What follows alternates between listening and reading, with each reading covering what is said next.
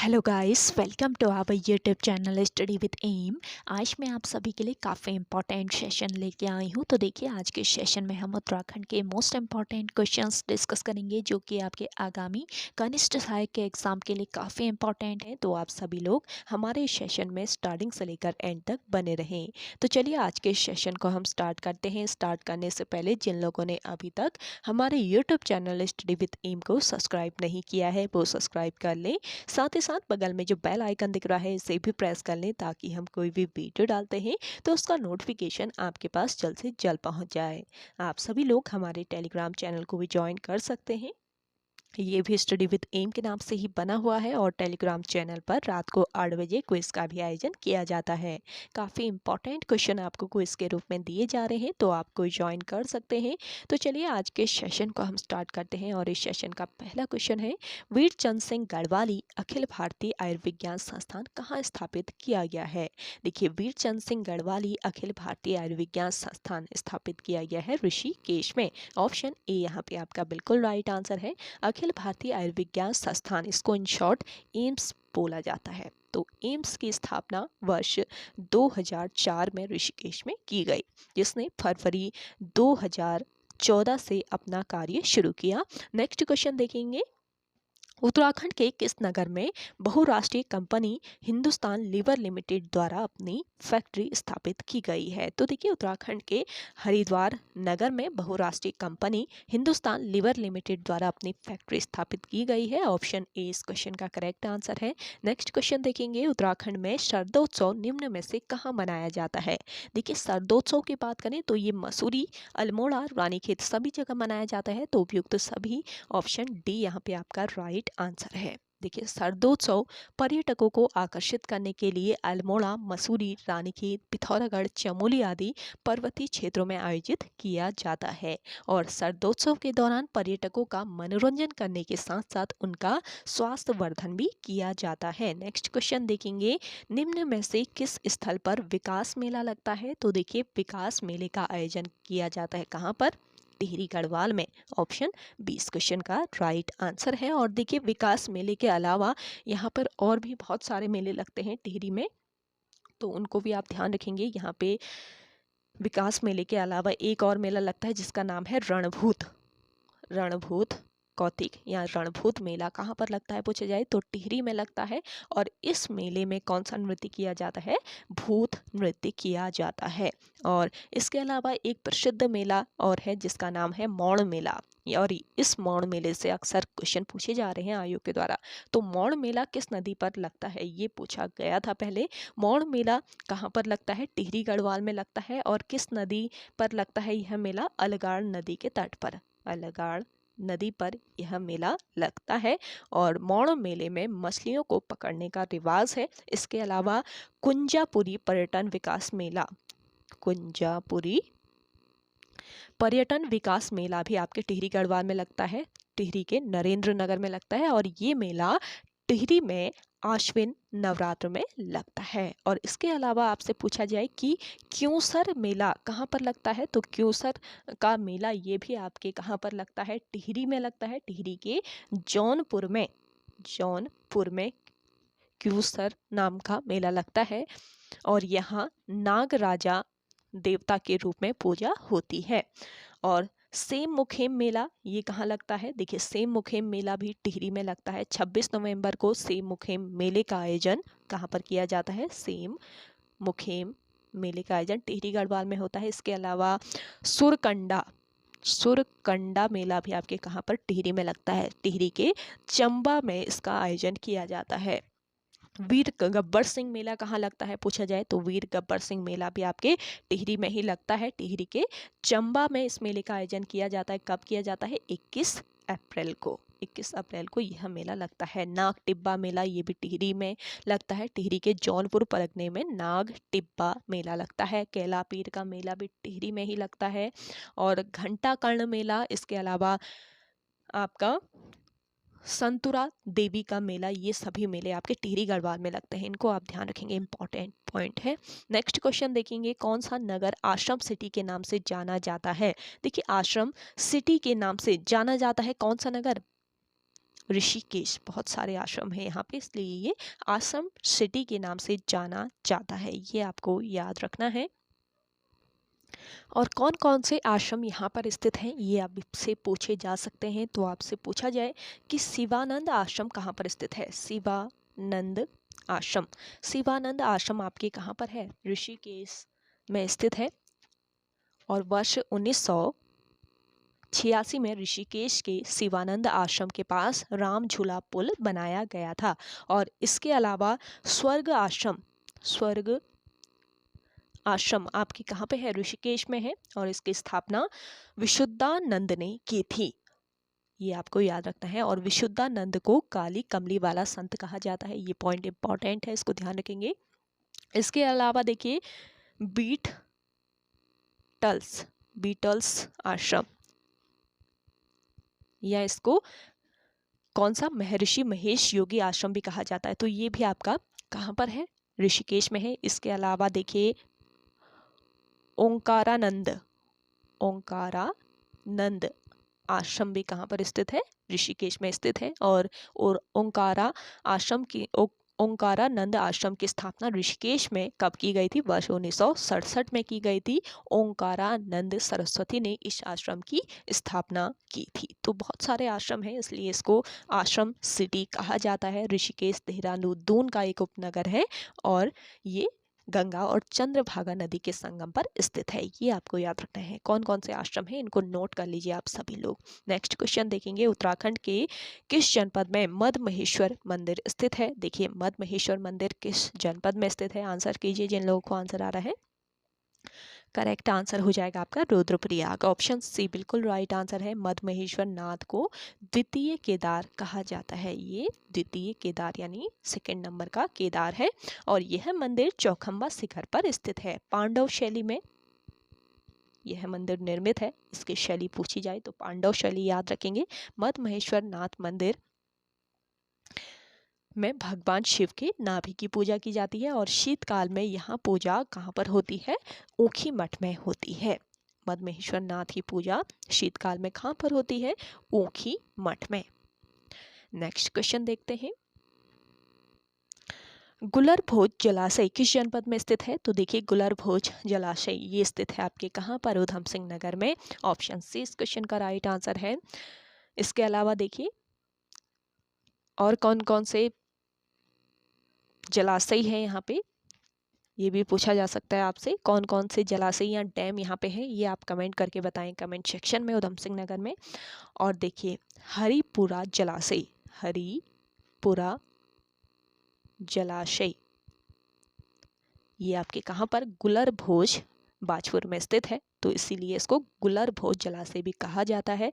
और उधम सिंह नगर जिले का बाजपुर नगर किस नदी के तट पर बसा हुआ है, धूमा नदी के तट पर बसा हुआ है। बाजपुर का पुराना नाम अगर आपसे पूछ लिया जाए तो मुंडिया इसका पुराना नाम है। और बाजपुर नगर किसने बसाया था, कमेंट कीजिए जल्दी से कमेंट सेक्शन में। अगला क्वेश्चन देखेंगे, टिहरी जनपद में मलैया ग्राम में पहाड़ों को काटकर चंद्रभागा नहर का निर्माण किसने किया था। तो देखिए यहाँ पे करेक्ट कर लीजिएगा, ये है आपका मलेथा ग्राम।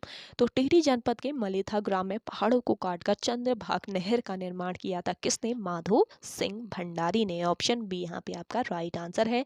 और माधो सिंह को क्या कहा जाता है, गर्व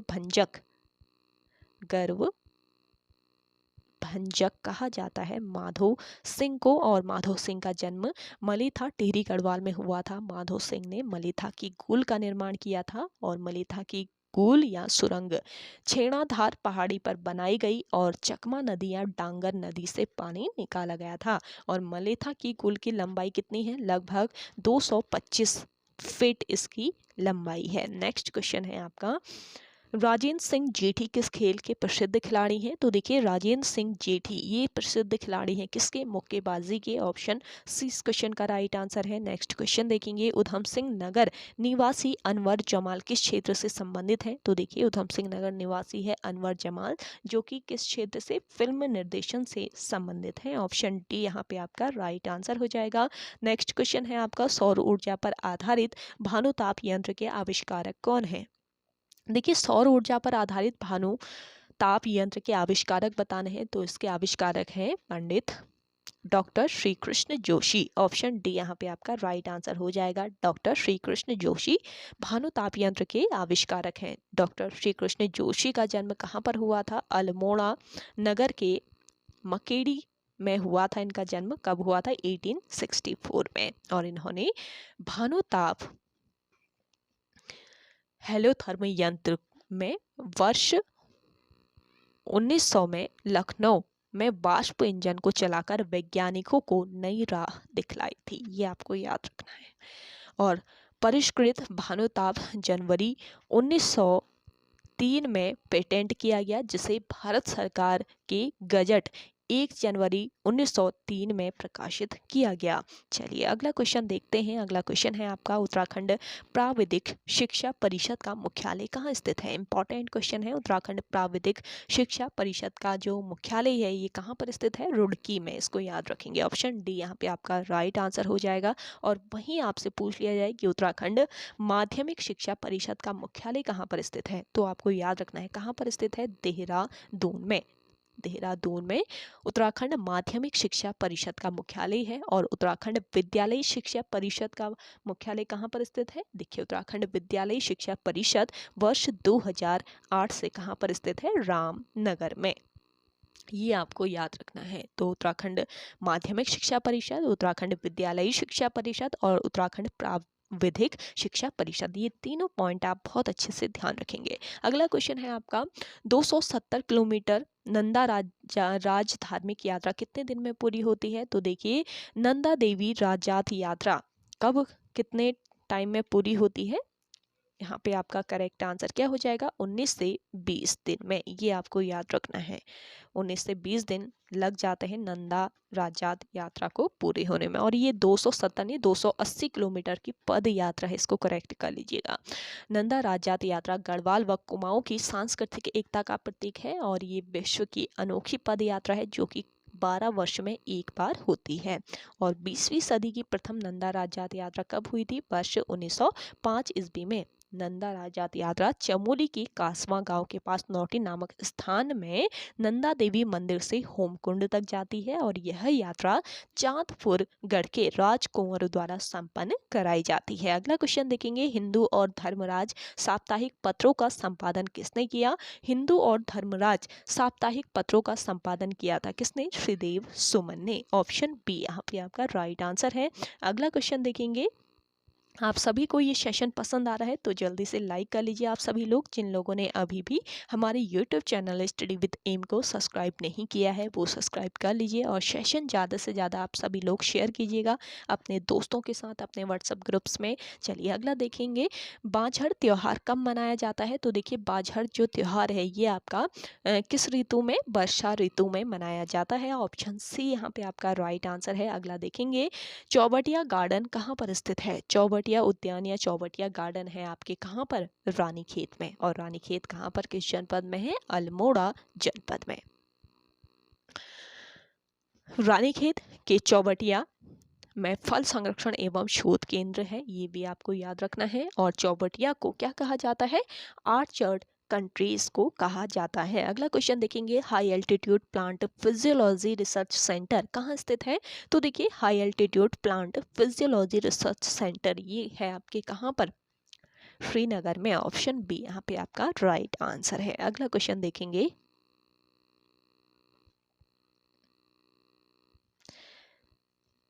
गंगा की निम्न सहायक नदियों में से कौन सी नदी उत्तरमुखी है? तो देखिए इंपॉर्टेंट क्वेश्चन है। गंगा की सहायक नदियां तो सभी होंगी और इसमें से उत्तरमुखी बतानी है, कौन सी नदी उत्तरमुखी है। तो बहुत ध्यान से इस क्वेश्चन को आप सभी लोग समझिएगा। गंगा में उत्तर की ओर से आकर मिलने वाली प्रमुख सहायक नदी कौन कौन सी है? देखिए उत्तर की ओर से, ध्यान से सुनिएगा इस क्वेश्चन को, गंगा में उत्तर की ओर से आकर मिलने वाली प्रमुख सहायक नदियां हैं यमुना, घाघरा, बागमती, रामगंगा, करनाली जिसको सरयू भी बोला जाता है तो करनाली, इसके अलावा ताप्ती, गंडक, कोसी और काक्षी। ये आपको याद रखना है। गंगा में उत्तर की ओर से आकर मिलने वाली प्रमुख सहायक नदियां हैं यमुना, घाघरा, बागमती, रामगंगा, करनाली, जिसको सरयू भी कहा जाता है, इसको सरयू भी कहा जाता है, ताप्ती, इसके अलावा गंडक, कोसी और काक्षी हैं। तथा दक्षिण के पठार से आकर मिलने वाली जो प्रमुख नदियां हैं वो कौन कौन से हैं? दक्षिण के पठार से मिलकर, दक्षिण के पठार से आकर इसमें मिलने वाली प्रमुख नदियां हैं सोन नदी, बेतवा नदी, केन नदी हो गया, इसके अलावा दक्षिणी टोंस हो गया, दक्षिणी टोंस। तो ये नदियां जो हैं ये कहाँ से? दक्षिण के पठार से आकर मिलती हैं, यानी दक्षिण दिशा से ये नदी निकलती हैं, ये आपको याद रखना है। तो यमुना गंगा की प्रमुख सहायक नदी, हिमालय के बंदरपुंछ चोटी के आधार पर यमुनोत्री हिमखंड से निकलती है। और प्रमुख सहायक नदी पूछी जाए तो कौन सी है? यमुना है। तो इसमें आपसे क्वेश्चन पूछा गया था कि गंगा की निम्न सहायक नदियों में से कौन सी नदी उत्तर मुखी है? तो देखिए उत्तर मुखी कौन सी होगी? जो दक्षिण से निकलेगी तो उसका मुख उत्तर को होगा ना। जो उत्तर से निकलेंगी उनका मुख किस साइड को होगा? दक्षिण को होगा या फिर किसी और दिशा में होगा। तो आपको यहाँ पे याद रखना है कि दक्षिण से जो नदी निकली है कौन सी नदी है? इनमें से सोन नदी। तो सोन नदी आपका यहाँ पे बिल्कुल राइट आंसर हो जाएगा। ये कौन सी नदी है? उत्तरमुखी नदी है। तो इस तरीके से आपको ध्यान रखना है। और यमुना गंगा की प्रमुख सहायक नदी है जो हिमालय की बंदरपुंछ चोटी के आधार पर यमुनोत्री कांठा हिमनद से निकलती है, यमुनोत्री हिमखंड से यह नदी निकली है। तो कौन कौन सी सहायक नदी है गंगा की, ये आपको याद रखना है। उत्तर की ओर से कौन सी सहायक नदियां आती हैं गंगा की, और दक्षिण की तरफ से कौन से आती हैं, दोनों ही याद रखेंगे। अगला क्वेश्चन है Indo Tibet border police academy कहाँ पर स्थित है? Indo Tibet border police academy ये आपकी कहाँ पर स्थित है? मसूरी में। ऑप्शन सी बिल्कुल राइट आंसर है। भारत तिब्बत सीमा पुलिस बल यानी कि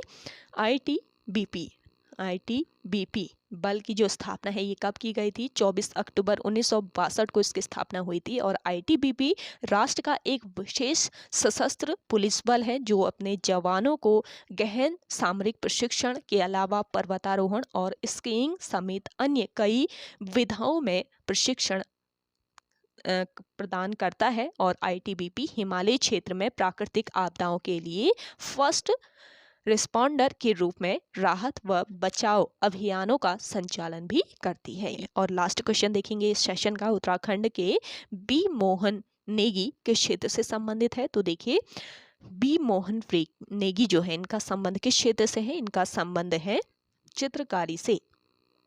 चित्रकार है बी मोहन नेगी, ये आपको याद रखना है। तो ऑप्शन ए इस क्वेश्चन का राइट आंसर हो जाएगा। तो ओके गाइस, आज के इस सेशन में इतना ही। आई होप आप सभी को आज का ये सेशन काफ़ी पसंद आया होगा। अगर आप सभी को आज का ये सेशन पसंद आता है तो इस सेशन को लाइक कीजिए, शेयर कीजिए। जिन लोगों ने अभी भी हमारे YouTube channel study with M को सब्सक्राइब नहीं किया है वो सब्सक्राइब कर लीजिए। तो चलिए मिलते हैं एक नेक्स्ट इंटरेस्टिंग वीडियोज़ के साथ, तब तक के लिए धन्यवाद।